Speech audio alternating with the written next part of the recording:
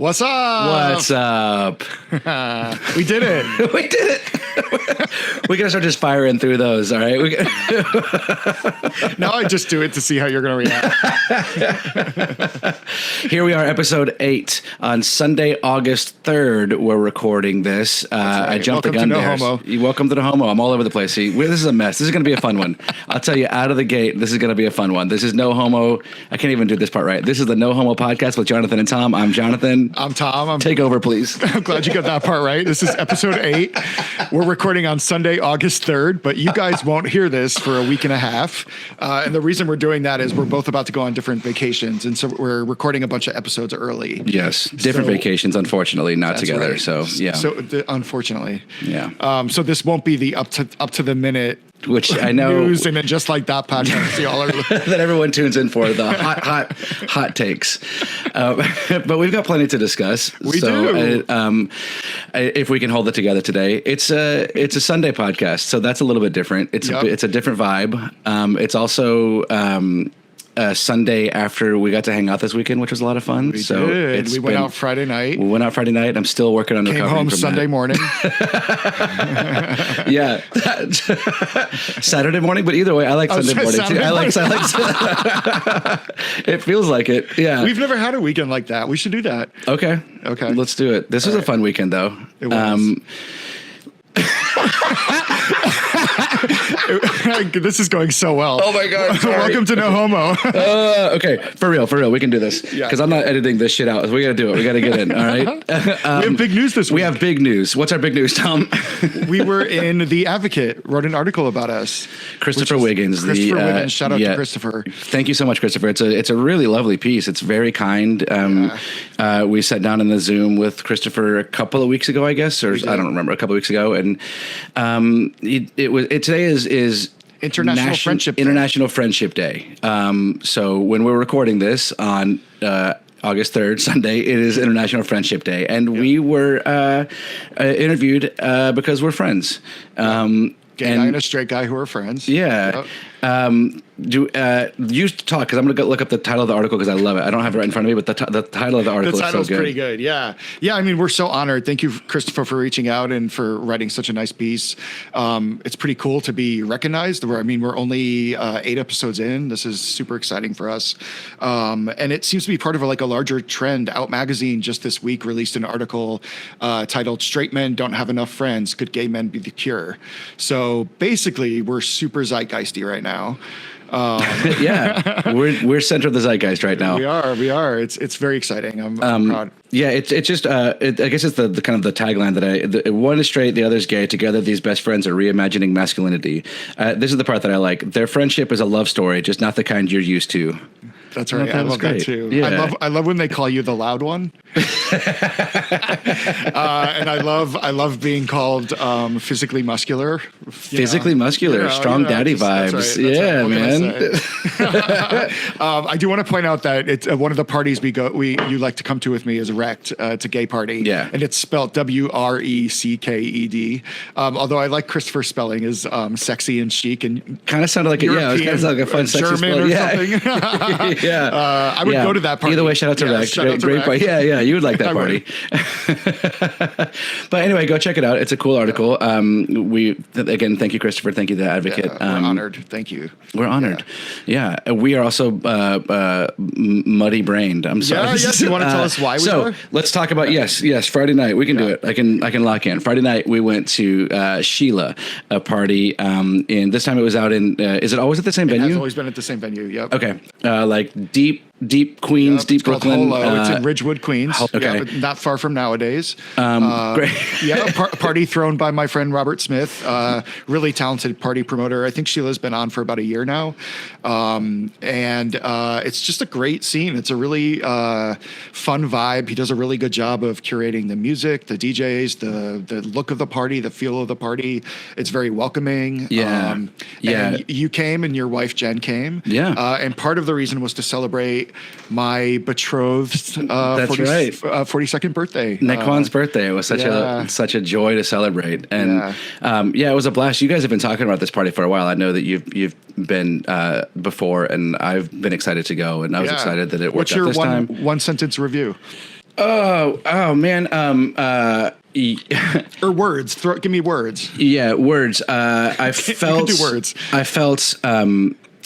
I felt old but welcome. Yeah, I always feel like old man at the rave. Yeah, it was a little old man at the rave, but nobody. That was nobody else putting that on me. That was just me feeling old. It felt cool because it's like movie setup for a venue. Like it's like you drive for forever. It's kind of this corner spot, and then you walk in, and it's way bigger than you expect it to be because you got to go like down graffitied basement stairs to like there's a little puddle of water that I 3 different times saw someone mopping and it never went away. It was like set dressed. It was like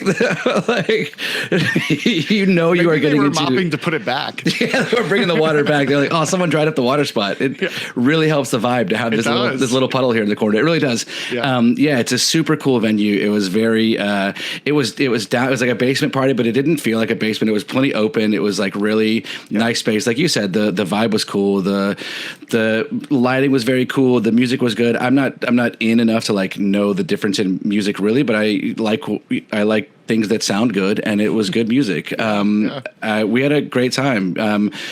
You guys have just friends everywhere, so it was fun to meet a bunch of your friends that I even hadn't met yet. That was cool. It was no Dan from Albuquerque, but you were able to give me a couple of shout outs. I got noticed just through you. I got noticed as the other guy from the podcast, the straight one from the podcast. So that was a lot of fun. Yeah, it was a great time, a great party. Yeah, and someone told me you looked better. You were hotter in person than you are in the podcast. Wow. Okay. Yeah. So congrats. I don't know what you're doing wrong right now. But. Yeah. I'll fix my setup, I guess, whatever I need to do here. But no, it was a blast. And we, it had been a while since like Jen's gotten to come out with us too. And so it was fun. And we just to give the listener, I guess, a little insight, like we live 20 minutes apart? Our house and yours, and still, if we go out, especially like if Jen's with us, we just spend the night at your place. We crash in your guest room as if we're out of town guests coming over. That's right. And so one of the highlights for the weekend for me was the party was great. The party was a blast, but what was really special was getting to experience the morning breakfast, the diner breakfast that Jen and I have heard so much about. What have you heard? You guys, every time that you have someone like in town, every time that someone's over, we keep hearing that you and Naquan really put together this like really nice eggs and biscuits and bacon and a whole lineup for breakfast. And frankly, we crash often enough that we're starting to get offended that we never got diner breakfast. And so this week we did, and it really was. It lived up to the hype. It really lived up to the magic. 3 types of jam to choose from. Yeah, 3 types of jam that we had. We had mimosas. Yep. It was a really lovely, delicious coffee. Really kudos to the chefs. Excellent work. Don't expect it ever again. That's fair. I think the one is good. The one was good for me. Good. I really had quite the culinary journey yesterday. So we had diner breakfast in the morning, and then Jen and I were just the kids are still out of town, so we were just gonna chill out like all day. We're gonna watch TV. Sounds like the kids are like in Europe or some. The kids are away. They're traveling. They're abroad. The kids are abroad for the moment.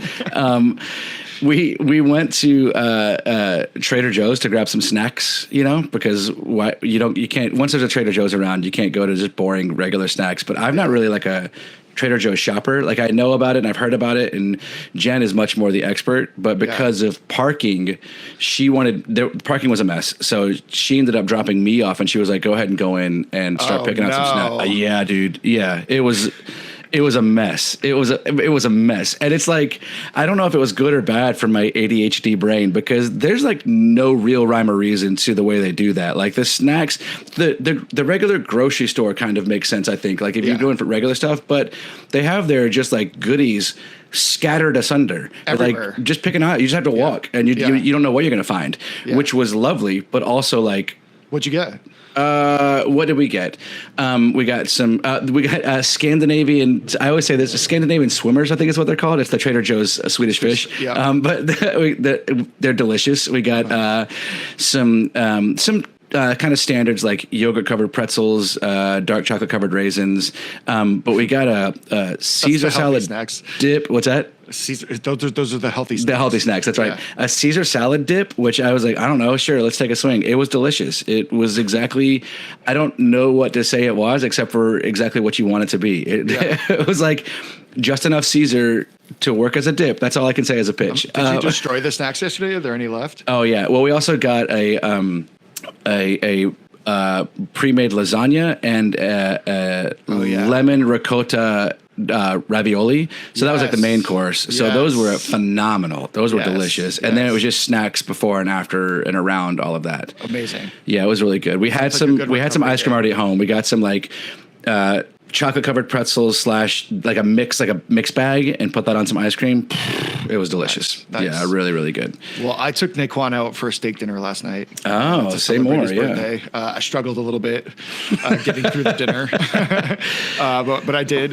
We had a great time. It was really nice. And I was just still sort of like on a high from the weekend and being so, we had such a good time together, and I was just like still riding that and being so grateful to be in love and have ended up with someone that I still don't know how I got so lucky to end up with. And he's so hot. He's so hot. And he's like, but you're a big, strong, muscular, strong daddy vibes. Physically muscular. Yeah, man. Yeah. Well, listen to this part. So we're sitting there at the table, and I'm just like beaming at him. I'm smiling. We had such a good weekend. We're having good conversation. I was just like having a great time. And this couple was leaving who were sitting across the restaurant. And on the way out, the woman came over and she was like, "Excuse me." And I immediately was like, "Oh my God, it's a podcast." But it's like this 40-year-old woman. And I was like, this is crazy.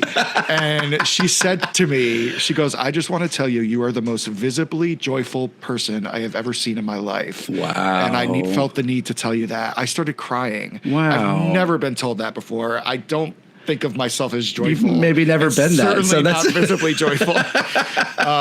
So yeah, that was really a nice. That's incredible, man. Yeah, what a good call. Well, Naquan makes you very happy, and you, of course, deserve him. You guys are great together. I love seeing you guys together. It's beautiful. Thank you. Christopher left out that part, and I won't be rude to your exes, but I'm very excited about your fiance. I knew it was different. He didn't leave him out. He's in there. No, but not the part where I went on and on about knowing the difference when you and Naquan. Yeah. And I get it, but there's too much to say about our what physical specimen we are. So not everything made the cut, but he did include fish and chips though. So that's shout true. out to fish and chips. That's true. That was love. I'm glad that fish and chips made the article. No, but you guys are, incredibly sweet together. You're physically joyful together, and I love it. It makes me very happy too. Thank you. As are you and Jen. Thanks.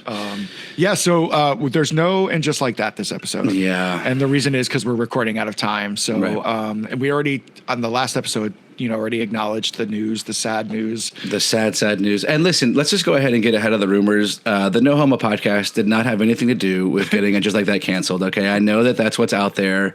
I know that there are rumors being spread that we had something to do with this. As far as we know, as far as any of our representation has been able to find, we did not have anything directly to do with the canceling of this show. That's right.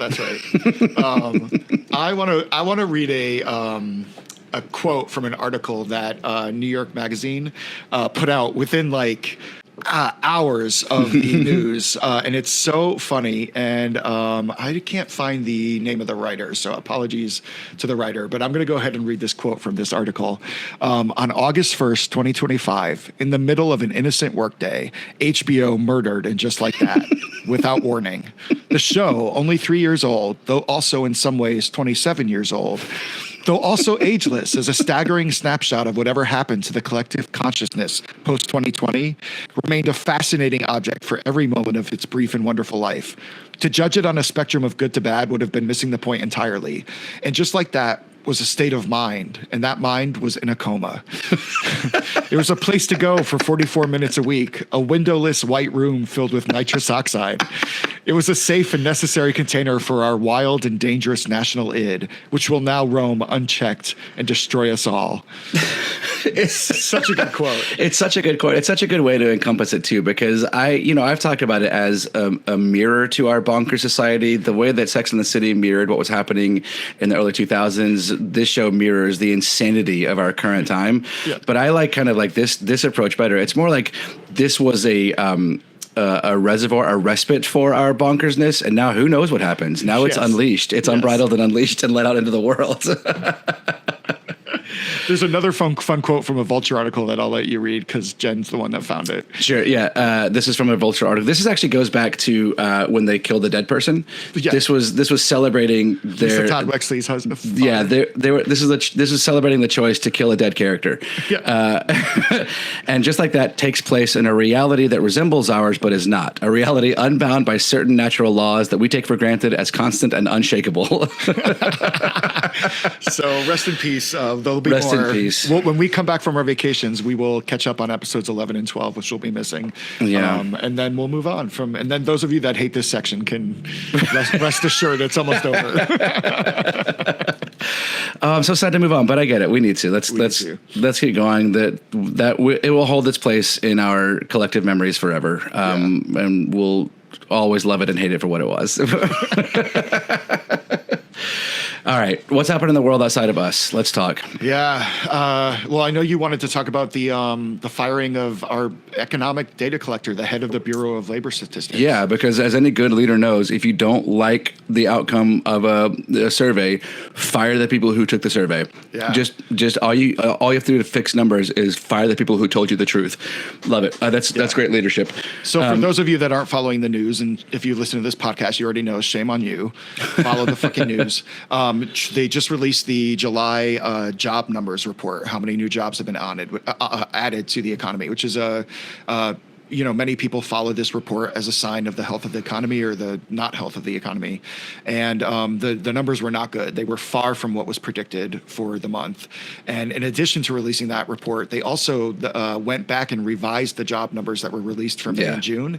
And those numbers are 90% lower than they thought they were when they first That's insane. submitted them, which is insane. So the economy is not as good as we all thought it was the last couple months. Obviously, we took a hit in April when the tariffs started, and then it looks like things were actually getting better. And, and just to be, I'm just going to bite off parasocial friend of the pod, Ed Elson and Scott Galloway, real quick. One thing to remember that I have to keep in mind is the markets do not actually reflect the economy. That's right. Yeah. The markets are settling out, and I don't even understand all the magic that goes into that, but it can start to look like maybe things are okay, but there's so many things that go into that. When you look at the actual economy and you look at job numbers, you look at employment, then things are not good, and there's no way around that. Things are not good.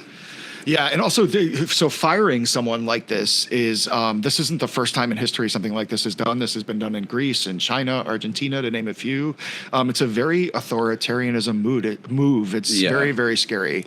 Trump didn't like the facts, and so he's firing the person that delivered the facts. This person didn't make up the numbers. Just real shoot the messenger kind of bullshit. And it's it's true, and it's scary, and I also feel like it fits into the just all of the distracto news that's going on. I can't help but think, and this is not my original idea either, but I can't help but think that another one of these outlandish blasts from Trump is just a way to distract us from the fact that he's absolutely all over the Epstein files and doesn't want that getting out. For sure. Yeah, it's a scary time right now. I've also been bothered by the news of the redistricting plans in Texas. Texas is planning to redistrict so that they can the Republicans can up their chances of maintaining control of the House next year when we have the election. And is there any way, help me, because I've seen it too, and I've kept up a little bit, but you always do a better job than I do of keeping up. Is there even cover to it now, or is it just clear? No, they're flat out saying, I read the name of what their plan is, but it's like everything everywhere all at once. They took that title and filtered it through. They're just doing everything. They know that they're going to lose the House next year. Yeah. They should, the way everything's looking, the way things are going. So unless we fuck it up or things change, and this is normal. Usually when a party comes to power, presidential election, and one or both chambers of the House, then usually the following election 2 years later, the House or the Senate will swing back. So it's pretty normal. And the redistricting is only supposed to happen every 10 years after the census. So we're now 5 years into a cycle, and this kind of thing has been done before, but it's not normal. And what's scary about it is that, redistricting will obviously weigh the scales towards more Republicans getting elected in Texas. But it does other things as well that are scary. It depresses turnout. If you know your party's not going to win, why even bother to go to an election? And then it makes, I think the scariest thing is it makes politicians cater towards their base, because in primaries, if Republicans know they're going to win a district, then the Republicans competing between each other for the chance to run for that district are going to outflank each other, who can go more to the right, or in a Democratic district, who can go more to the left. And neither is good for the state of our country, because what happens is you're not playing towards the center anymore. You're not trying to win over people that wouldn't vote for you. You're not trying to lead a large group of people. You're trying to win and hold power. And that's like, when that's the goal, then we don't win, we lose. I mean, luckily, California, Governor Newsom, some other Democratic states are talking about doing the same thing in retaliation. I hate it. I think we have to. I think we have to fight fire with fire. It's going to be harder for Democrats to do it, because often in Democratic states, we use independent organizations to come up with the maps, which everybody should be doing. It should be a national law. If we had signed the John Lewis Voter Rights Act a couple of years ago, it would have been. So it's just scary times, man. And but thankfully, no homo is here to fix it. We're here just solving problems. Just look, all of this, from male loneliness to gerrymandering. Get a gay friend and let him flirt with you. That's just let him blow you. Come on, what's the problem? Oh my God. Problem. That would fix it all. I think that's it. That's all we have to do. I kind of like Newsom's. I know it's like a little bit whatever petty, and I know it's coming to kind of like I know it's rubbing some people the wrong way, but I say, why not? It's the energy I think we kind of need, and I don't love it either, but it's the energy we need right now. Yeah, for sure. I mean, so I wanted to talk a little bit about, your wife said something interesting after Sheila the other night, which is primarily a queer party. And you guys were definitely like sort of outsiders as straight people there. There. Although straight people go to that party. That's not the first time. I'm sure. I think we might have been outsiders for being older more than we were for being straighter. But either way, let's talk about Sheila, because nothing about anyone there made us feel unwelcome. It was very welcoming, but for her more specifically than me, because she doesn't come out with us as often as I come out with you. But she was making the point that like on the way there and then getting there, she doesn't really ever know what exactly she's getting into and how it's going to be received that she's there. Like she's coming into a group as an outsider from that group and validly wondering if she is welcome, if it's okay for her to be there, if she's moving into a space that she's not actually going to be. Is she going to mess with the vibe there because they're not going to be happy that she's there? And it's like she made the good point that it's healthy to do that. It's healthy to step into situations where you don't typically belong, and you can see what other groups are like that you don't fit in exactly, and how strange it is for people like her and myself that we're just like, cis male, cis female, straight, white, middle class. Like it's kind of most of the situations we're in, we're built for our community, for our type, and so it's fun. Go ahead. Well, I was going to say, what did she say exactly? Because I set us up, but we should tell the listeners what her comment was. Well, I don't know. Did I not say it right? What did she say? I guess you kind of... She said, stepping into communities as an outsider is healthy. It's healthy to be in situations where you don't belong. This is great. We just hit, like, we got in the advocate, we got all sorts of things going, and listenership is going to drop like a motherfucking stone after this one. I hope that the vibe carries over that we had such a good time this weekend that's why we're just so muddy right now. But plus you look so hot. I've never seen you look like this before. Like, what did you do differently? A new lotion or? Yeah, that's what it was. A new lotion. I just got to try to make myself look as hot on camera as I look at standing outside a party in the middle of the night. But one of the things I guess that we were discussing and that we can get into, if you feel like I quoted my wife accurately enough now, okay, great, thanks. Is we were talking about like, and I really think this is one of the things one of the reasons I'm attracted to the gay community specifically and hanging out with you guys is because it does take work. it's a community that for a long time had to be in the shadows, had to be very careful, had to like really be insular to protect itself and to protect the people involved. And you can like honestly still feel that strength in the community. It's a community that is very tight knit.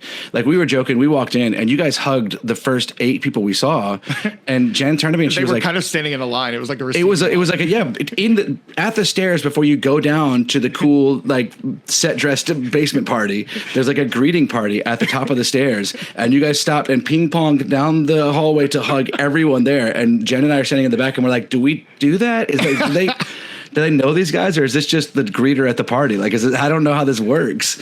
But it was like clear that you do know a lot of people that are there, and part of that is because these parties are it's a smaller group, I guess, and like it's kind of intentional. You go on purpose because that's what you want to be doing. You want to have this community and build it, and it's cool to see. And it's cool to see like the work that has gone into making these parties, first of all, exist safely, exist legally, whatever the years of work that took. And now like it's because it's intentional. It's not just, and I'm not trying to shit on like the normal the median straight culture, but like it's not hard to find the sports bar that you go to sit and drink beer and watch sports all day, whatever. Like that's kind of like, that's easy to do, and it feels a little easy. Like when you go in there, people are sitting, and it can be super fun. I think I've talked about it on here before. I can sit and drink beer and eat wings and watch a flat screen TV with the best of them. It can be super fun, but it is not active. It is not intentional. There's nothing. It doesn't take work to do any of that. Yeah. And like there's something about having to get into like deep cleans and then be on your feet and be dancing and like be in the mix of people that takes work, and that makes it more fun. It's more active. Yeah. Yeah. And you guys also said or pointed out, I mean, New York has a very healthy gay scene and lots of bars and parties, and one of the best cities to live in if you're gay for opportunities, but it's still, there's so much less than the straight community. Yeah. So the chances of running into people when you go out in the gay world in New York are high. Yeah. And the more you go out, the more you meet people. And that's part of the fun of it. You're right, is to be part of a community. Yeah. And I think that there's something about too, like for even for Jen and I, when we are in a situation like this where we're not part of the group and we're an outsider coming in, it's still relatively safe for us. Like it's an interesting experiment to be a part of, but there's not a danger to it like the opposite can be, I mean, I don't know how often you feel unwelcome and unsafe, but like, I don't know. And what is your experience with that? Like, do you ever? Yeah. Well, I would love to get into that. But first I want to say, it was interesting to hear Jen talk about it over diner breakfast, because I hadn't thought about what must be going through her head on the way to these parties. And she gave me shit for never accurately really giving her much information about what the parties are going to be. So I can imagine. She spends days asking for a dress code from all of us. And we're all like, I don't know, look cute. Like, I don't know. Cute, fabulous. I keep telling her like, no one's going to care what you wear, baby. Like, this one's not for you. Like, it's not going to matter. Yeah. But I will say, obviously, I am intentional about, like, you always ask me, can Jen come to this one? And I'll tell you yes or no. This one's for Jen or this one's not for Jen. Like, I wouldn't bring Jen to the Eagle. I would bring you to the Eagle. Yeah, I've been trying to. Yeah. I think we should for the podcast, for content. Like, I think you can't say no now. But if you think Jonathan should come to the Eagle, write in to your senators, call your House reps. Google how to do it. I'm not going to tell you how to do it. You have to do that yourself, but please let your voice be heard. But I wanted to say, so I grew up in central Connecticut in a very small city, and it's not even a city, a wannabe city, and suburban. And but the city I grew up in was very mixed. So we had this like big mountain on one side of town where a lot of people with a lot of money live, with big houses. And then we also have the projects. And so you have every socioeconomic you could imagine, very racially diverse, a lot of black people, a lot of Puerto Ricans. And there are 2 high schools in my town, rival high schools, public high schools. And so I grew up in a very mixed learning environment. And I'm so grateful for that. As I got older, I realized when I moved to college and I met people from, in New York City who were moving from Texas and hadn't been around that, and how weird they were about it. And I was like, Yeah. I became so grateful that I had that experience, that it was normal to me. And I am now happily engaged to a black man. And he took Physically joyously engaged. Physically, joyously, visibly joyously engaged. Visibly yeah. And he, so I've gone to some things with him that I wouldn't have gone to before. He took me to a open mic, like a rap thing, and he took me to a black gay bar one time. And those two events were the first time in my life I'd ever been. I didn't realize until I'd been in there. It hadn't even occurred to me that I hadn't experienced this. It was the first time in my life I was somewhere where I was the only white person in the room. One of the venues had literally probably 100 people. The other one probably had 200. So it was biggest parties, biggest. It was a large group to be the only white person. And I came face to face with that realization, and face to face with my feelings about it, probably not dissimilar to what Jen was feeling at Sheila. And I didn't feel uncomfortable. Any discomfort I had was bubbling up from inside of like, oh, this is weird. I've never experienced this. But also immediately, and I'm grateful that I have this presence of mind, immediately in the moment thinking, oh my God, he feels this all the time. I take him to things all the time where he's the only black person in the room. Yeah. And realizing he's probably done that his whole life. Yeah. And then I became grateful, and I like really took a breath and was like, I'm going to like live in this discomfort because I should be going through this. Everybody should be going through this. It's healthy. It's healthy to be, as I made you quote from Jen, it's healthy to be in these situations. And it made me also think about, there's a party I think I've told you about before. I haven't brought you to this one before, but it's called Soul Summit. And it's a very famous house music party that happens in Fort Greene, Brooklyn.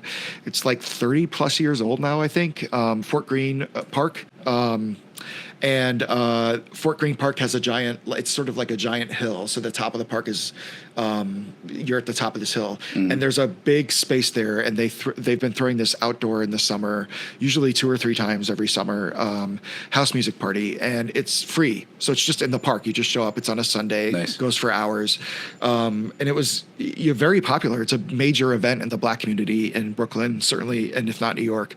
And I don't know, maybe like 10 years ago, the gays started to find it, and because the music is really good and the vibes are great. The vibes are impeccable. And so I've been going for a couple of years now, and now it's turned into like Brooklyn hipsters and white people, black people, gay people, straight people, kids, grandmothers sitting on the side in their chairs watching everybody dance, bubbles. One year I went, there were butterflies landing on people. Like, it's the most amazing vibe I've ever experienced at any party I've ever been to. And I remember a couple of years ago being at that party and looking around, and it was being struck by, this is the potential of our country. This party represents what this country could be. And it is, in a way you could say it is. Here in New York, at least, it is this. Because you had every possible kind of person you could imagine just dancing and feeling joy and having the best time. And no one felt unsafe, and no one felt unwelcome. Despite it being a black party first and foremost, I did not feel unwelcome there at all. I felt very welcome. And it gives me hope for the future, but we have a long way to go. Yeah. Well, there's something about like, I don't know how much we want to get into it today if we even have time for it, but like the work that it takes for a community to survive in a larger place that like doesn't want it. I mean, the black community in the history of America, the gay community in the history of America, those are both communities that had to work hard to survive as communities. And so like, you can kind of see that. You can see the joy that exists. You can see the strength that exists in the community. And then I don't know, man. Like I have to say, I have to call balls and strikes. Like the white community as kind of has established themselves as kind of the apex predator of the United States. Like made it so easy for people like me to exist here that there's no more work that goes into that, and it's kind of atrophied that feeling of strength and community. And I think that when you look at like a lot of the stuff happening right now, what you're seeing is the response to very small inconveniences for groups of people, like like me, that it feels so big because these people have not actually struggled. And I hate that because people are like, I'm not rich. I had to work hard. I had to find friends. I got bullied. Any number of things. Like for sure, anyone's journey is their journey, and it feels as hard as it feels. You know, like you only know as much as you know. But it seems it's like crazy to me that people can't stop and take a moment and go like, okay, my life is hard. My life has been I've had full struggles every step of the way, and I've worked for everything that I've gotten. And also, it is clear to me that there are more struggles on other entire communities that have been placed upon them. You know, like. I mean, one of the most maddening things is when a white, cis, straight male refuses to acknowledge why that's a privilege and why it gives to me that's so weak. It's like, dude, I know it's been hard. I'm sure it's been like whatever struggles you had were struggles. Also, this place was fucking built for you. Like like I'm right-handed. I don't have a single. There's like I don't check a single box that makes life harder for me. Like it's all, and my life is hard. I've struggled to act like there aren't like systemic ways that it has been harder for other entire groups. It's just so stupid to me and so weak. It's so weak to not be able to acknowledge that and admit that. And I think that that's what you see like weakness coming out in this like anger kind of way, this reactive kind of way. Versus you talk about like Soul Summit. Like I remember being in New Orleans not too long ago, and just like I love New Orleans so much. I love the vibe of New Orleans. It's such a cool city, and like everywhere you go, the music is amazing and the vibe is amazing. And I was with a friend who was asking, like they said, like, why do you think that is? Why is this place so vibrant? And I said, trauma. Like it's just like it's like recovering from and getting through trauma. Mm-hmm. It helps build that resilience. And when you haven't had to do that, frankly, you don't have the reservoir of that resilience. And I think that at gay parties or at black parties or in places where those communities are thriving, you see like, oh yeah, this is what happens when a community works to have what it has and celebrates that. And it's so attractive, and it's so like, I love that kind of energy. Yeah, I do too. I want to give a shout out actually to our friend of the pod, Matt Ladner, who designed our art and did our opening music for us. Mm-hmm. Matt lives in, one of my best friends lives in Memphis, Tennessee, and he's a DJ, Marceau. Is his DJ name, and he's been throwing for years now a party in Memphis called Sauna, and which I think was sort of initially it is meant to be a gay party, but the party has gotten so popular, and they throw it in a gay bar. Often they throw it in a gay bar, the backyard of this gay bar in Memphis, and it's turned into a party not unlike what I've described Soul Summit as being. Nice. There's no kids, and probably no old ladies sitting on the side in their chairs, but it's a very mixed crowd. A lot of straight people come to it. It's not just white, and he's created a place for community in Memphis, and it's really kind of a beautiful thing to watch it grow. And I think we need more of that across the country. It doesn't have to be just a party, but I think part of the devolution of our social cohesion as a country is people don't go to church anymore. People aren't going to these things where you see your community face to face, and everybody's interacting online, and they're siloing and they're being angry. And we need to foster more places for people to see each other face to face and realize that we're all humans. I think that you're right. Getting in the physical out in the community, but also like diversifying that community. People aren't going to church, but I look at my church and like, sure, I loved it growing up. It was the most homogenous place I've ever been. There is no diversity there. So then there's no actual chance for it to grow beyond that. Sure, you can grow within that, but you're not going to grow beyond that. And that's where I think some of that atrophying happens. You don't learn how to, you can take things from other communities. Like that's what I feel like I can do is I can help bring things from other communities that I visit, I spend time in, bring it back to mine and be like, guys, we don't have to do it just as one way. There's more fun. There's different ways to have fun. There's different ways to experience parts of life. So I don't know. Let's get a no homo sponsored party that is just a giant diverse party. Every gay has to bring one straight with them. No, I don't know. Haven't I talked about that before? I've got to gatekeep the straights invited to a gay party. This will be the no homo party. Will be a diverse party that can be a 1-to-1. But you'll be the only. Oh, okay, no. No. The no homo parties can be 1-to-1. When I come with you to parties, I gotta vet all the other straights that are being invited. I'm not. I think I'm more qualified to vet the other straight guys. No, that's a wide open but there's no vetting there. You're just like, everyone's in. I think it's on people individually you have to actively work to be a part of your community. Yeah. If you have kids, you should fucking be on the PTO of your kid's school. What are you doing if you're not?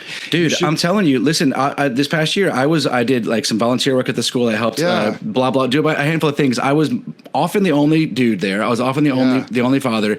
But that's just timing. That's like the ability of having work that I can do that for. But so much, and I want to spend more time on this later, but so much valuable information passes through those women in those kinds of places. It's like just chatting, like just as we're like unloading a truck full of stuff for the school, everyone's just talking about whose teacher is what and what's going on in what class. And I'm realizing like, oh, all the shit I sit around wondering about that I'm like, I guess I'll never know. Like, who knows what kind of first grade teacher my son's going to get? Well, this is how I know. I get locked into the community. I find people who know about it. I talk to them. We experience it together. I learn more. Yeah. I'm sure those other wives love you too. I think I do okay. I think, I mean, you have to actively try to be a part of your community. You have to search it out now. It doesn't come as easy. It takes work. It should take work. Things that matter should take work. Yeah. And I meet your neighbors. We have neighbors upstairs that we hate, and they were causing us a lot of problems. So I, last Christmas, was like, we're going to get them a Christmas gift. And we got them this box of chocolates. They never even acknowledged it, but I noticed a thaw in the relationship. And I think we have to meet our neighbors. We have to make connections with each other. And so then when the inevitable civil war comes, maybe that person across the other side is holding a gun at you, won't shoot because you brought them a box of chocolates for Christmas. Yeah, I think we have to do that. Right? That's a good message of hope. Yeah, thank you. Because the Civil War is coming, I think, unfortunately. Speaking of, do you know what it's time for? Who would you fight? Who would you fight? Pow, pow. You want to go? You want me to go? You go ahead. You go first. Okay. I want to fight not only gay Trumpers, but like, what are you guys doing? It's just like insane. As you've astutely pointed out, the gay community has not had an easy time, and since we first started to take our first steps towards fighting for our rights after Stonewall, and it's been an uphill battle the whole way. And to be gay and to not have acknowledgement about what we've gone through as a community and the rights we fought so hard to fight for, and then to vote for a side that is actively working against us and actively trying to take away our rights and actively working to dismantle HIV, money for HIV. It's just insane and it's heartbreaking. But I think maybe even worse are the gays that fuck the gay Trumpers. Those are the guys I really want to fight, because that is just insane to have. And okay, maybe you didn't know when you did it, but then like once you know, we have to band together. We have to Lysistrata this stuff. That's a theater reference. We have to cut off the sex for the gay Trumpers. We have to say no more sex for you. No more dick for you until you get in fucking line. Because if you're gay and you're fucking gay Trumpers, you are the problem. You are not standing up for our rights, and that's who I want to fight. So I love it. I love it. Wield what weapons you can, and if that means taking away the D, then take away the D. Take away the D. I want to fight, and this is one I've been holding on to it for a minute, but I'm going to go ahead and do it now. I want to fight Tommy Tubberville, the Alabama representative in Congress. He is just a Trump sycophant. He was with Trump on January 6th at the dais before anything went wrong. Yeah. I mean, you know what I mean. He now is going to run for governor of the state of Alabama, and he's been talking a lot of shit about other states. He's been talking shit to Newsom when there was stuff going on in California, and he's just like so far up Trump's ass. And like now he's going to go run for governor of the state. All he's done before is be a football coach, and he was like a relatively decent football coach at the time.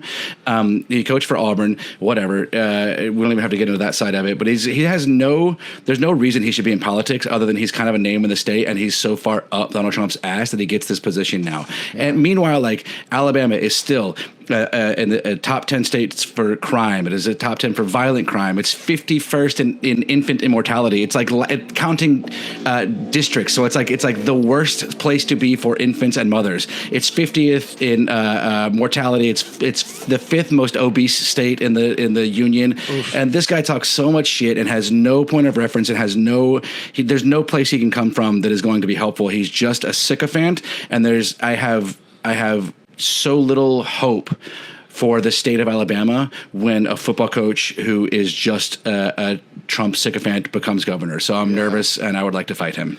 I would love to see that. Are you challenging him to a boxing match? I would like to challenge him to a boxing match, a shirtless boxing match, yes. Woof. At least on your side. Yeah. I'll do it. He could, yeah. I'll be the one shirtless. That'll make the money. I don't.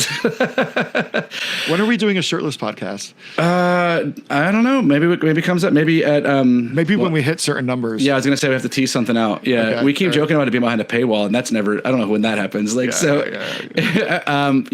figure out a number. When we hit a certain number, we'll do a shirtless podcast. If you guys want to see us shirtless doing an episode, get your friends to like and subscribe. Call into your senator. Leave a message.